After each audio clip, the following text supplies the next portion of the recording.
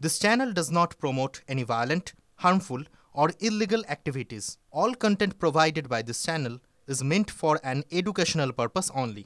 बड़ी लीडरशिप है, तमाम नेता इस वक्त निगमबोध घाट पर मौजूद हैं। प्रधानमंत्री नरेंद्र मोदी, गृह मंत्री अमित शाह, रक्षा मंत्री राजनाथ सिंह ने भी भावपूर्ण श्रद्धांजलि अर्पित की है डॉक्टर मनमोहन सिंह को। প্রয়াত প্রাক্তন প্রধানমন্ত্রী মনমোহন সিং তার শেষকৃত্য সম্পন্ন হচ্ছে নিগমবোধ ঘাটে পূর্ণ রাষ্ট্রীয় মর্যাদা। এই মুহূর্তে সেখানে উপস্থিত রয়েছেন রাষ্ট্রপতি, উপরাষ্ট্রপতি, প্রধানমন্ত্রী, কেন্দ্রীয় স্বরাষ্ট্রমন্ত্রী সহ দেশের সমস্ত শীর্ষ আধিকারিকরা এবং এর পাশাপাশি তিন সেনার প্রধান তারাও উপস্থিত রয়েছেন। এই মুহূর্তে আপনারা দেখতে পাচ্ছেন তেরঙ্গা দিয়ে সম্মান জানানো হচ্ছে দেশের অর্থনীতির জনক যাকে বলা হয় সেই প্রয়াত প্রাক্তন প্রধানমন্ত্রী মনমোহন সিংকে। দীপ, এই মুহূর্তে যারা যারা ওখানে উপস্থিত রয়েছেন আজকে যাকে শেষ শ্রদ্ধা জানাতে এসেছেন, এ শুধু রাজনৈতিক ব্যক্তিত্বকে শেষ শ্রদ্ধা জানানো নয়, আমরা বুঝতে পারছি তার কারণ এই মুহূর্তে পূর্ণ রাষ্ট্রীয় মর্যাদা শেষকৃত্য সম্পন্ন হচ্ছে। আমরা দেখছি ভারতের ভূতপূর্ব প্রধানমন্ত্রী মনমোহন সিংয়ের উদার অর্থনীতির জনক যাকে বলা হয় তাকে স্যালিউট দেশবাসীর উপস্থিত প্রধানমন্ত্রী, স্বরাষ্ট্রমন্ত্রী, অন্যদিকে সোনিয়া গান্ধী, রাহুল গান্ধী উপস্থিত। যে কথা জ্যোতির্ময় একটু আগে জানাচ্ছিল যে শুধুমাত্র মনমোহন সিংকে তার রাজনৈতিক কেরিয়ার দিয়ে, শুধুমাত্র তার অর্থনীতিতে তার অবদান দিয়ে বিচার করলে চলবে না। তিনি একজন মানবতারও প্রতীক ছিলেন গোটা দেশের। একেবারে অত্যন্ত শিক্ষিত, লন্ডন, কেমব্রিজ থেকে তিনি পড়াশোনা করেছেন। তারপরেও একেবারে দেশের প্রান্তিক মানুষদের নিত্যদিনের জীবনযাত্রা কিভাবে শুধরানো যায়, কিভাবে তার মানোন্নয়ন করা যায়, সেই বিষয়ে, সেই বৈশিষ্ট্যের প্রতি তিনি মনোনিবেশ করেছিলেন।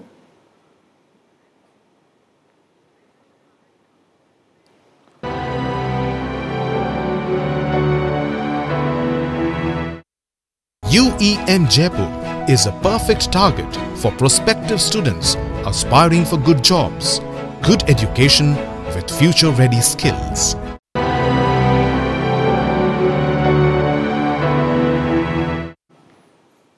এই মুহূর্তে সরাসরি আপনাদের দেখাচ্ছি নিগমবোধ ঘাটের ছবি। সেখানে প্রয়াত প্রাক্তন প্রধানমন্ত্রী মনমোহন সিংকে শেষ শ্রদ্ধা জানাচ্ছেন জ্ঞানী গুণীরা। পূর্ণ রাষ্ট্রীয় মর্যাদায় তাঁর শেষকৃত্য সম্পন্ন হচ্ছে। এই মুহূর্তে শেষকৃত্যে উপস্থিত রয়েছেন গোটা দেশের সমস্ত রাজনৈতিক দলের শীর্ষ প্রতিনিধিরা, উপস্থিত রয়েছেন তিন বাহিনীর প্রধান এবং এই মুহূর্তে আপনারা দেখতে পাচ্ছেন প্রত্যেকের চোখই জলে ভিজে এসেছে। তার কারণ শুধুমাত্র একজন রাজনৈতিক ব্যক্তিত্বকে নন, আজ গোটা দেশ অর্থনীতির জনককে তাদের শেষ শ্রদ্ধা জানাচ্ছে। উদার অর্থনীতির জনক বলা হয় মনমোহন সিংকে। তার জন্য সাধারণ ভারতীয়র জীবনের মানোন্নয়ন হয়েছে এমনটাই মনে করা হয়। গান স্যালুটে তিরঙ্গা দিয়ে মুড়িয়ে তাকে শেষ শ্রদ্ধা জানানো হচ্ছে। উদার অর্থনীতির জনককে আজ চোখের জলে শেষ শ্রদ্ধা জানাচ্ছেন গোটা দেশবাসী। রাজনৈতিক ব্যক্তিত্বদের উপস্থিতি রয়েছেন রাষ্ট্রপতি, রয়েছেন প্রধানমন্ত্রী, স্বরাষ্ট্রমন্ত্রী, এছাড়াও রাহুল গান্ধী, সোনিয়া গান্ধী সেখানে রয়েছেন। দিল্লির মুখ্যমন্ত্রী আতিশিকেও আজ আতিশির উপস্থিতিও সেখানে দেখতে পাওয়া যাচ্ছে। দীপ, আসলে মনমোহন সিংয়ের এই প্রয়াণ আজকে যারা যারা রয়েছেন সেখানে তুমি যেরকমটা বলছিলে ঠিকই, উদার অর্থনীতির যিনি জনক, অর্থনীতির রূপকার,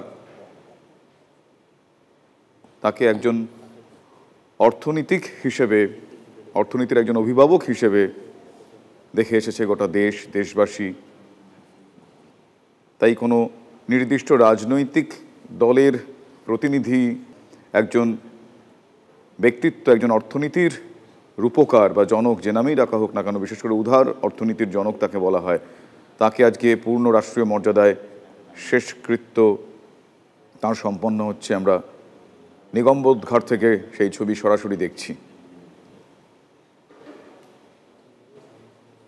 এবং অন্যান্য সমস্ত রাজনীতিবিদদের থেকে মনমোহন সিং যে কতটা আলাদা সেটা কিন্তু আজকের এই ছবিটাই প্রমাণ করে দিচ্ছে। মনমোহন সিং জীবনে কখনো খোলা মাঠে দাঁড়িয়ে কুভাষা প্রয়োগ করে তার বিরোধী রাজনৈতিক দলের বিরুদ্ধে কোনো শব্দ কখনো খরচ করেননি। কিন্তু তিনি যেটা করেছেন, তিনি আম ভারতীয় জীবনের মানোন্নয়ন করেছেন।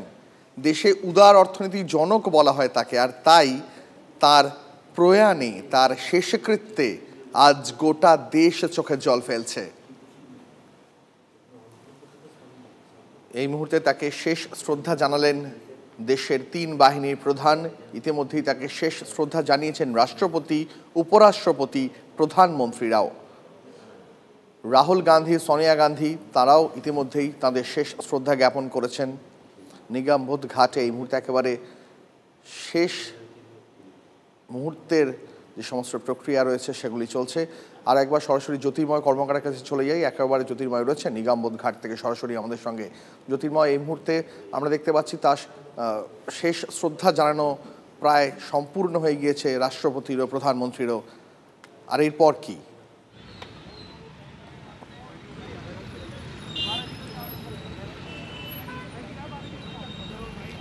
দেখো, এবারে পরিবারের ইচ্ছানুসারে অন্ত্যেষ্টিক্রিয়া সম্পন্ন হবে এবং তার ধর্ম, তার পরিবার যেভাবে বলবে সেই মতোই প্রত্যেকটা পদক্ষেপ এবার করা হবে।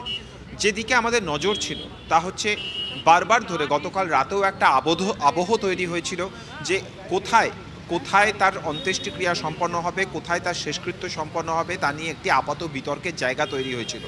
কেন্দ্রীয় স্বরাষ্ট্র মন্ত্রকের তরফ থেকে একটি স্টেটমেন্ট ইস্যু করা হয় এবং সেই স্টেটমেন্টে বলা হয় যে দুপুর 11:45 নাগাদ নিগমবোধ ঘাটে শেষকৃত্য সম্পন্ন হবে প্রয়াত প্রাক্তন প্রধানমন্ত্রী ডক্টর মনমোহন সিংয়ের।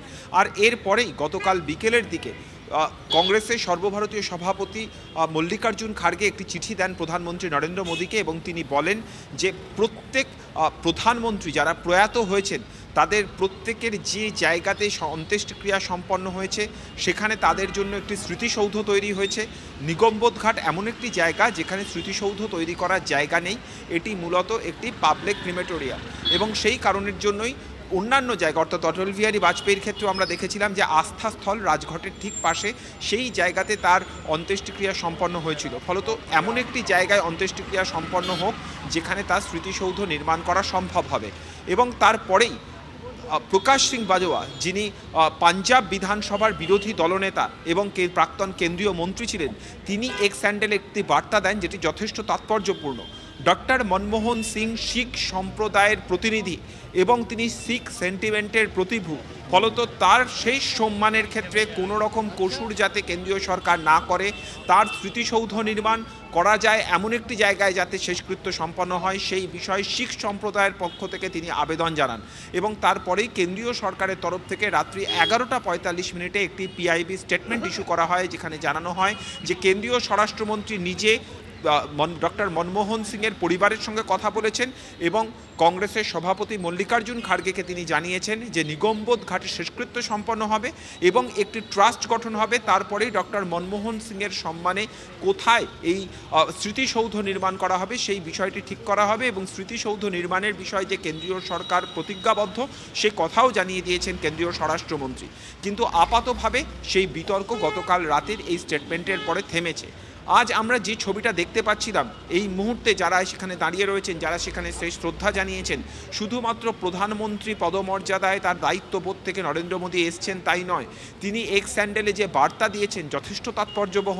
অন্যান্য প্রত্যেকটি বিরোধী দল ছুটে এসেছে, তার মধ্যে অখিলেশ যাদব তার বাড়িতে চলে এসেছিলেন, যথেষ্ট তাৎপর্যপূর্ণ। তার কারণ যে সময় মনমোহন সিংয়ের সরকারের থেকে বামেরা সমর্থন প্রত্যাহার করে নিয়েছিল সেই সময় মুলায়ম সিং যাদব তিনি মূলত এসে মনমোহন সিংয়ের সরকারকে রক্ষা করেছিলেন সমর্থন দিয়ে। অখিলেশ যাদবের ছুটে আসা সেই ব্যক্তি মনমোহন সিংয়ের সঙ্গে সমাজবাদী পার্টির যে সম্পর্ক, যে দায়বদ্ধতার সম্পর্ক, তারই আরও পরিচায়ক বলে সকলের সামনে উঠে এসেছে। তো যে বারবার বলেছে যে প্রকাশ কারাট তিনি মনমোহন সিংয়ের বাড়িতে পৌঁছে গিয়েছিলেন এবং তার পরিবারের সঙ্গে কথা বলেন, সোনিয়া গান্ধী, রাহুল গান্ধী, প্রিয়াঙ্কা গান্ধীর সঙ্গে কথা বলেন এবং পার্টি অফিসে ফিরে এসে তিনি যে স্টেটমেন্ট ইস্যু করেন সেই স্টেটমেন্টে তিনি জানিয়েছিলেন যে মনমোহন সিং এমন একজন ব্যক্তি তিনি যা করবেন বলে মনে করেন, তিনি তার বিশ্বাসের প্রতি সদা সর্বৈব তিনি অটল ছিলেন এবং তিনি তার বিশ্বাসের জায়গা থেকে কখনো সরেননি। খুবই গুরুত্বপূর্ণ, কারণ এই নিউক্লিয়ার চুক্তি নিয়ে ভারতের রাজনীতির সমীকরণ বদলে